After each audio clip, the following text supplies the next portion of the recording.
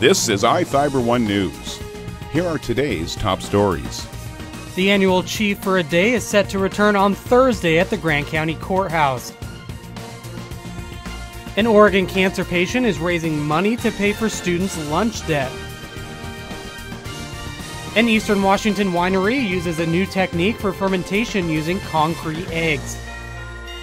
From the iFIBER 1 newsroom, this is iFIBER 1 News, and it starts now.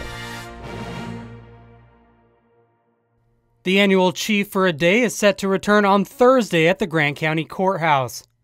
The Grant County Sheriff's Office will be closed from 1 p.m. to 3 p.m. for staff to participate in the annual event.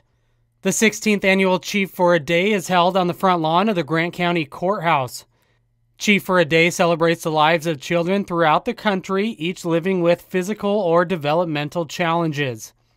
Each child is honored and empowered as chief of a local law enforcement or fire agency for the duration of the day.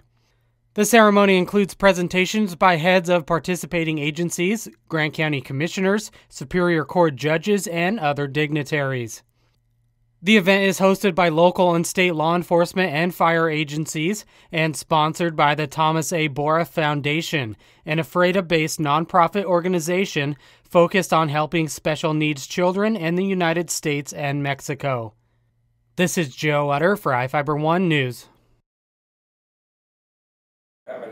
At the beginning of this year, Sean Sexton was diagnosed with B-cell lymphoma. The blood cancer has him spending every couple of weeks in the hospital. The treatment is 6 sessions inpatient, meaning in the hospital, because they just keep these bags going. I'm basically marinating in this stuff. In his hospital room, Sean says he was inspired by one person's effort to pay off lunch debt in the Seattle Public School District. Sean tells me the issue is personal for him. He remembers working in the cafeteria during recess to pay for his lunch. We couldn't afford new shoes. We couldn't afford new clothes. I've got a little brown bag. I don't fit in with some of these other kids that are much more affluent than I am. Sean thinks he and other people in Portland can work together to take care of this one bill for struggling families. The balance owed for the 16-17 school year is $27,919. Sean's time in the hospital will be over soon. His cancer is curable. But while he's in treatment, he says there's no better way to spend his time than helping the kids who face the same thing he did when he was little. I'm this lucky to live through cancer, to not be in pain every day. How can I not help people who need me? This is Sean from Providence Cancer Center. I want to personally thank you for your donation to help our kids. And then Stacy here. Juan Munoz Oca says he never imagined doing anything but winemaking. After creating wine in 5 countries, he found his home here in Eastern Washington, now the head winemaker of one of the largest wineries in the Northwest, Columbia Crest.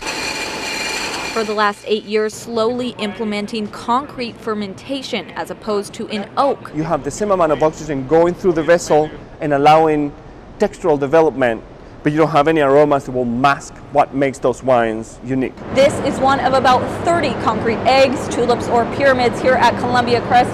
This, like most, imported from France, just a little under $20,000. So it keeps the purity of the fruit, and as winemakers, that's all you want to do. You want to represent what's unique about the place where you grow your grapes. Each shape specific to different wines, keeping the flavor in the juice. If you have a pyramid-shaped tank, the skins can actually not float freely, and so they're always in touch with the wine, and so you get this passive extraction without you having to move the wine. For me, the smell and taste differences were obvious. I think this is oak. Right?